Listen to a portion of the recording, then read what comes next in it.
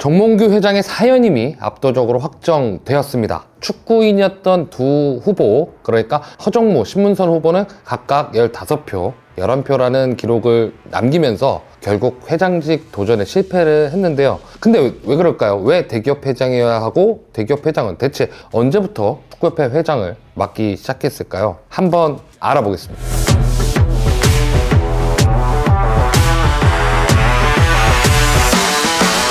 자, 역대 회장.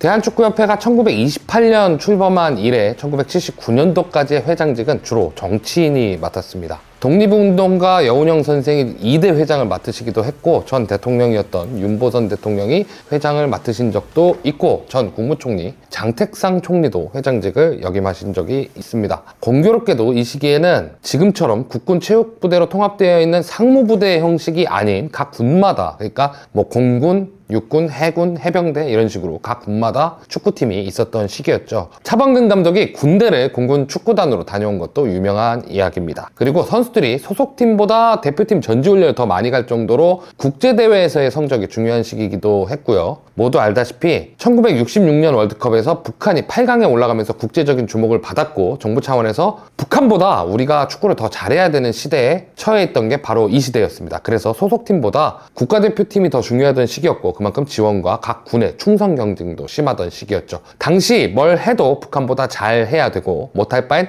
아예 불참해버릴 정도로 체제 경쟁이 과격하던 시대였습니다. 따라서 당연하게도 행정관료가 축구협회장을 맡게 되는 것이 자연스러웠던 시대라고 볼 수 있습니다. 그렇다면 기업회장은 언제부터 회장을 맡게 될까요? 기업회장의 시대가 왔습니다. 1979년부터 87년까지 회장을 맡았던 사람은 신동아 그룹의 회장인 최순영 회장입니다. 본인도 축구를 좋아해서 K리그 초대 우승팀인 할렐루야의 구단주이기도 했고, 기독교 신자인 최 회장이 그런 축구팀을 프로팀으로 만들었습니다. 최 회장의 할렐루야 창단으로 인해서 그 당시 전두환 대통령이 성경그룹 회장을 불러서 기독교팀이 있으니 불교팀을 만들면 되겠다 하고 농담을 한 것이 유공축구단의 창단으로 이어졌고요. 유공축구단이 현재 제주 SKFC가 된 것도 유명한 이야기입니다. 최순영 회장은 무려 5연임을 했습니다. 기간이 짧은데 5연임인 이유는 현재와 같이 한 번 할 때 4년의 임기가 아니었기 때문인데요. 그리고 최순영 회장 재임 시기에 83년 청소년 월드컵 4강, 그리고 86년 월드컵 진출 같은 세계 무대에 다시 진입하는 성과도 최순영 회장 시기에 있었습니다. 그리고 잠깐 유공 코끼리 감독 출신 이종환 감독이 회장직을 역임하다가 대우그룹 출신의 김우중 회장이 2연임으로 회장직을 88년부터 93년까지 역임을 합니다. 그리고 김우중 회장이 협회 임원들과 갈등을 겪고 나간 이후 정몽준 회장이 93년도부터 2009년까지 역임을 했고, 알다시피 이 시기에는 2002 월드컵 개최와 월드컵 4강이라는 시기를 보냈습니다. 그리고 이후에 다시 경기인 출신 조중현 회장이 선출이 되었습니다. 조중현 회장은 축구 성적면에서는 2010 월드컵 원정 첫 16강, 그리고 U20, U17 남자 대표팀의 월드컵 8강, 그리고 여자 U20 대표팀의 4강과 여자 U20 여자 대표팀의 피파 주간 월드컵 첫 우승이 다 이 시기였습니다. 조중현 회장의 문제는 행정이었습니다. 조광래 전 감독을 경질하는 과정에서 연봉 미직 같은 일이나 최강희 감독을 반강제로 대표팀 감독에 선임한 것, 그리고 박종호의 올림픽에서 독도 피켓을 든 것을 두고 일본 축구협회에 사과를 한 일로 홍역을 치르면서 연임을 하지 않고 임기가 그대로 끝나고 물러났습니다. 이후 정몽규 회장이 프로축구 연맹 총재에 이어서 2013년도부터 축구협회 회장에 선출이 되면서 현재에 이르고 있죠.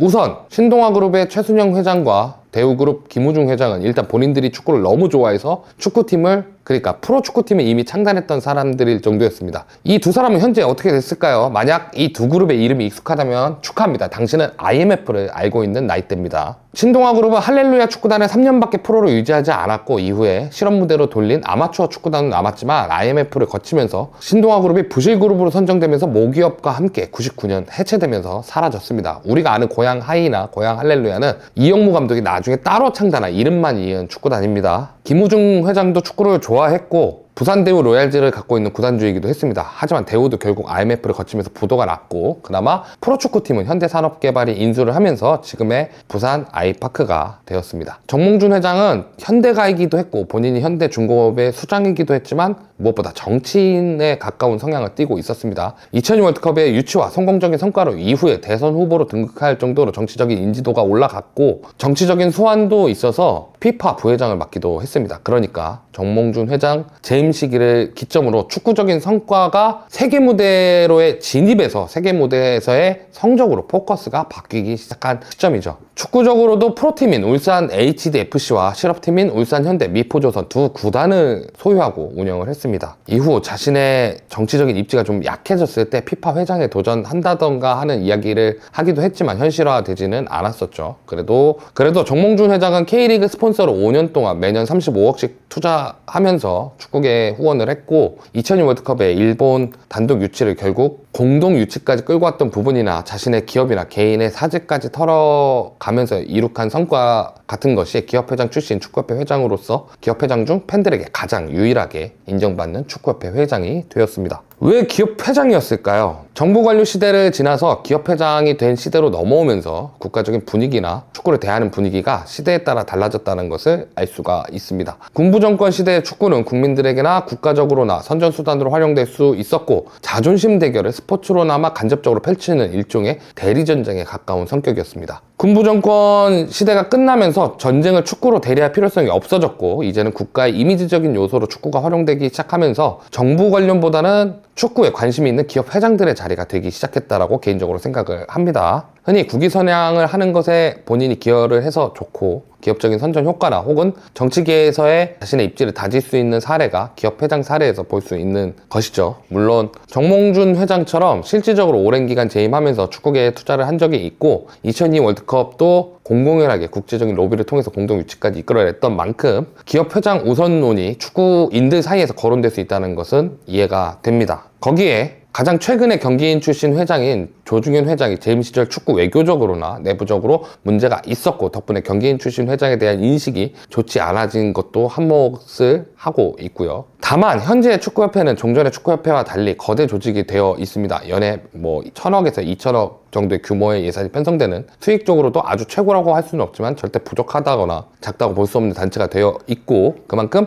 외부의 사재 출연에 대한 문제도 종전의 축구협회보다는 좀 나아졌다라고 볼 수 있습니다. 물론 방만하게 운영한다면 1,000억이든 몇천억이든 그렇게 돈이 있어도 빚잔치를 벌일 수밖에 없지만 오히려 전문 경영인과 축구인을 두고 분업화한다면 더 많은 효과를 낼 수 있는 조직이 될 수 있다라는 이야기겠죠. 요즘 유럽 축구 협회들도 축구를 전담하는 테크니컬 디렉터와 전문 경영인 그러니까 CEO와 회장이 다 분업화되어 있습니다. 회장은 대외적인 기관의 대표자로 활동을 하고 CEO는 운영과 경영을 전문적으로 하면서 실질적인 운영의 대표자로 일을 합니다. 결론은 회장 중심의 운영체제는 우리가 경험했듯 의심이 갈 수 있는 강압적인 상황이 어떤 방식으로든 나올 수밖에 없고 권한과 역할을 정확하게 나눈 현대적 경영체제가 축구계에도 들어와 있다는 이야기겠죠. 그렇다면 축구인은 안 될까요? 지난 선거에서 두 축구인이 실패를 한 이유가 여기에 연결됩니다. 허정무 후보는 징검다리 역할에 집중한 나머지 공약은 너무 애매했다라는 평가고 신문서 후보는 공약은 좋았지만 그 공약이 현실성이 있는가에 대한 물음표가 있다는 평가가 있었습니다. 정몽규 후보는 공약이 제일 현실성이 있고 연속성이 있었으나 인물 자체에 대한 신뢰도가 물음표가 떠 있었고요. 결국 축구인들의 선택은 정몽규였고 두 후보는 경쟁이 무의미한 득표로 패배를 하고 말았습니다. 개인적으로 선거가 길어질수록 네거티브에 집중된 것이 안타까웠습니다. 여론의 힘을 받고 내부를 압박할 수는 있으나 투표를 축구인들이 하는 협회장 선거에서 네거티브에 집중된 선택을 하면 결국 축구인들은 자신들의 업이 달린 입장에서 불안감을 가질 수밖에 없다고 생각합니다. 지켜보는 입장에서도 충분히 공약적으로 신선하고 축구계에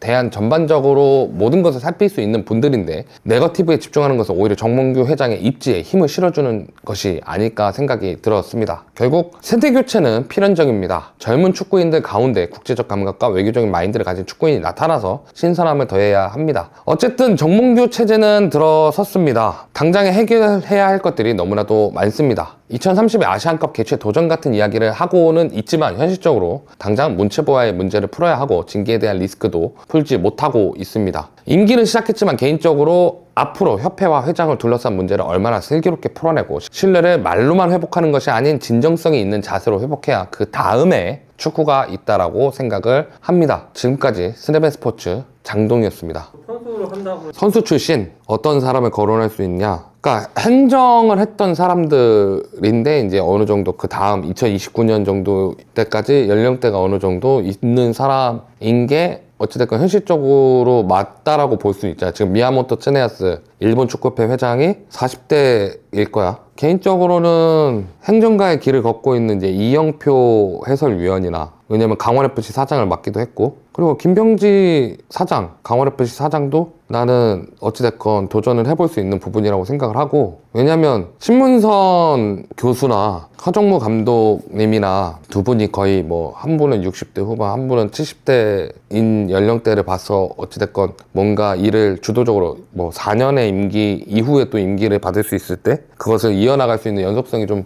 부족할 수도 있다라고 생각을 했을 때 우리도 과감하게 좀 세대교체 드라이브를 걸어볼 수 있지 않을까라는 생각을 하는 거지. 그러니까 미야모토 츠네야스를 기용한 일본 축구협회처럼, 혹은 뭐 현재 국제기구의 주요 인사가 50대 혹은 이제 40대까지는 좀 몰릴지라도 50대 초반으로 이루어지는 경우가 좀 있잖아. 그런 걸 봤을 때 우리도 한 번은 조금 과감하게 드라이브를 걸어서 세대 교체를 하려면 그런 식으로 해보는 게 좋지 않을까. 어쨌든 현실적으로 프로 축구를 제외하고서 아마추어 무대에 있는 지도자들, 아니면 이제 관련된 지역 협회 임원을 맡고 있는 사람들 얘기를 들어보면, 그러니까 네거티브가, 그러니까 협회장 선거가 원래는 1월 8일이었잖아. 근데 그 시점이 넘어갔을 때까지는 정몽규 회장에 대한 물음표가 떠있던 상태였지만, 이게 그렇잖아, 상대가 나왔는데 상대가 그 특정 후보에 대한 공격으로 일변도로 가기 시작하고, 그렇잖아. 이게 그랬어. 난 개인적으로 어떻게 생각해? 내 생각을 얘기도, 나는 네거티브가 집중되면 축구인들이 이 네거티브가 자신들한테 향할 수도 있다라고 생각을 하지 않을까 하는 생각이 들었어. 왜냐하면 결과적으로 지나치게 네거티브에 일관된 선거 추세가 계속 이어져 왔잖아. 근데 그 선거 추세가 이어져 올 때 이게 여론 선거가 아니잖아. 그러니까 직접 투표가 아니라 어떻게 보면은 축구인들 중에 일정 부분의 사람들을 통해서 하는 간접 선거잖아. 그렇게 되면은 이 간접 선거에 통하는 사람들은 결국엔 축구협회와 밀접을 할 거고, 혹은 축구산업과 밀접한 데 있어서 축구협회를 통해야 될 일이 많은데, 네거티브가 진행이 되면 개인적으로 이 사람들이 생각할 때는 어떻게 보면은 그러니까 어쨌든 양분화 될 거고, 이 양분화에 따라서 자신들의 입지나 혹은 자신들의 업이 흔들릴 수 있는 불안감을 느끼게 하지 않을까. 근데 이렇게 되면 나는 정몽규 회장이 더 유리해질 거라고 봤고, 실제로 그렇게 분위기가 흘러가서 그 사람들이나 실제 그런 투표를 할 수 있는 그 바운더리 안에 있는 사람들의 이야기. 근데 그 사람들도 직접적인 축구 산업에 있는 특히 지도자, 행정가들은 마음이 그쪽으로 기울었고, 뭐 심판들은 사실은 조금 그런 쪽이랑은 분리가 되어 있어서 심판들은 사실 좀 여론에 따라가는 분위기가 강했는데, 이게 이 부분을 축구계가 썩었다라고 볼 수는 없는 것 같아. 나는 개인적으로. 가장 이거를 왜 다뤘냐면, 이런 식으로 왜 협회의 역사와 협회가 어떤 식으로 이용돼 왔고 어떤 식으로 활용돼 왔는지의 역사를 다룬 이유 중에 하나가 뭐였냐면, 정몽규 회장이 4연임이 성공하고 가장 많이 나왔던 여론은 축구계가 썩었다였어. 정몽규를 뽑았으니 썩었다였어. 생각을 해보면 여론이 이 사람들의 생업에 대한 기반을 당장 보장해주진 않거든. 팬들이 이탈하면 앞으로의 축구의 미래가 불투명해지지만, 이 사람들은 당장의 내일을 생각해야 되는 사람이고 당장의 4년을 생각해야 되는 사람들이잖아. 나는 한 명이라도 정몽규가 하는 이야기와 별개로 자기만의 현실성 있는 공약과 그 공약에 대한 진행 플랜에 대해서 정확하게 얘기할 수 있는 사람이 있었으면 선거 결과는 조금 다르게 흘러갈 수 있었다라고 생각해. 뭐 내 거니까 쉽게 얘기하면, 두 후보가 너무 저 사람을 끌어내는데 집중했는데, 우리가 사회적인 정치를 봐도 끌어내는데 집중한 사람이 당선된 사례를 본 적이 없거든.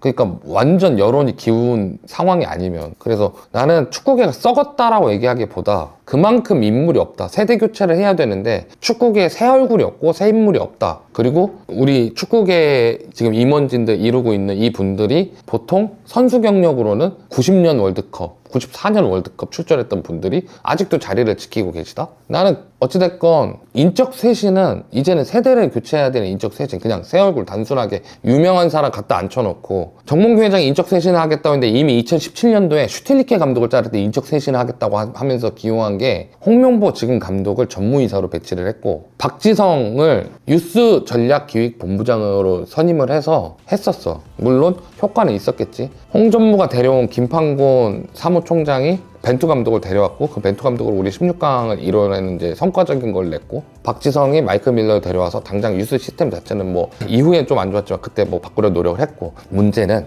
거기 축구협회 안에 정치적인 거와 별개로 축구를 너무 좋아하고 축구를 너무 사랑해서 공부를 되게 많이 해서 그 안에 들어가서 일을 하고 싶은 분들이 계셔. 근데 위에 고인분들이 거기까지 못하러 생각하냐라고 하시는 분들이 있다는 거지. 그러니까 인적 쇄신은 고인 사람을 걷어내고 새 얼굴을 채워서 새로운 드라이브를 거는 게 인적 쇄신이라고 생각하고 나는 어찌됐건 축구협회가 인적 쇄신한다면 그렇게 되어야 되는 거고 이거 선거 결과는 개인적으로 생각할 때 필연적인 결과였다. 이거는 어떻게 무언가를 바꿀 수 있는 결과는 아니었다 이렇게 생각을 하지 나.